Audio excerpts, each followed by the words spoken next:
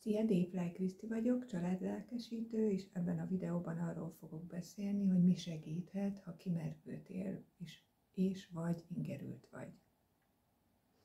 A szülőség sok kihívást és felelősséget hordoz magában, és elengedhetetlen, hogy a szülők is gondoskodjanak saját jólétükről, egyensúlyukról.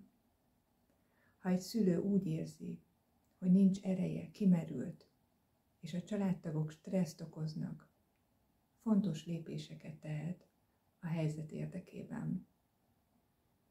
Ne féljen kérni segítséget családtagoktól, barátoktól, vagy más támogató emberektől. Lehet, hogy mások is hajlandóak segíteni a teher megosztásában. Nézze át a mindennapi teendőket, és határozza meg, mi a legfontosabb. Lehetséges, hogy néhány dolog eltolható, vagy segítséget kaphat olyan feladatokhoz, amelyek nem elkerülhetőek.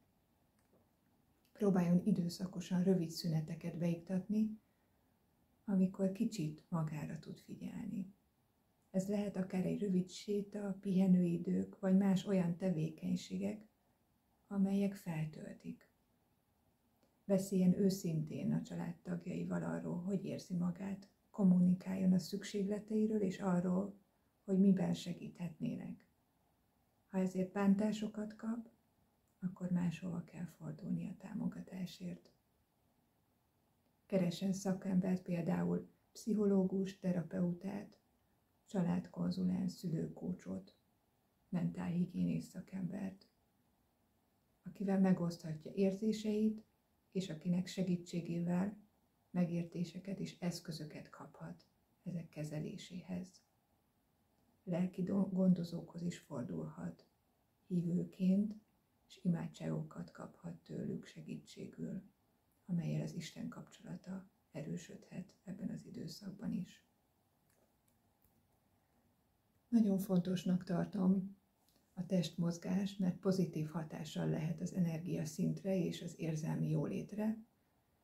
Ha rövidebb idejükre, 10-15 percekre be tud iktatni ilyenfajta testmozgásokat a mindennapi rutinjába, akkor az boldogsághormonokat fog termelni. Ne feledje el önmagát is kényeztetni. Lehetséges, hogy egy kis időt szánni magára, például olvasásra, zenére vagy egy meleg fürdőre segíthet a feltöltődésben. Ha a kimerültség vagy a stressz hosszabb ideig fennáll, és komoly hatással van az életminőségére, fontos lehet szakember segítségét kérni. Az orvos vagy pszichológus, vagy az előbb felsorolt szakemberek valamelyike, aki kompetens az ő problémájában, segíthet, de diagnózist csak orvos állíthat ki, vagy klinikai szakpszichológus.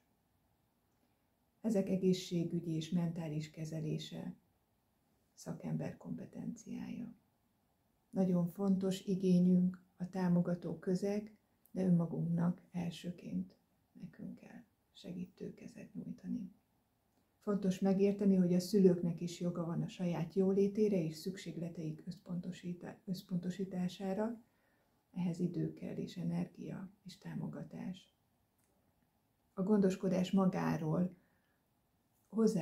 magunkról hozzájárulhat ahhoz, hogy jobban tudjunk gondoskodni másokról is.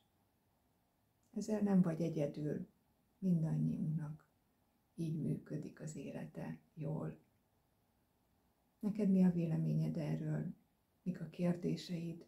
Keresd bizalommal a davelykrishti.hu-n vagy a szia@davelykrishti.hu e-mail címen. Szia!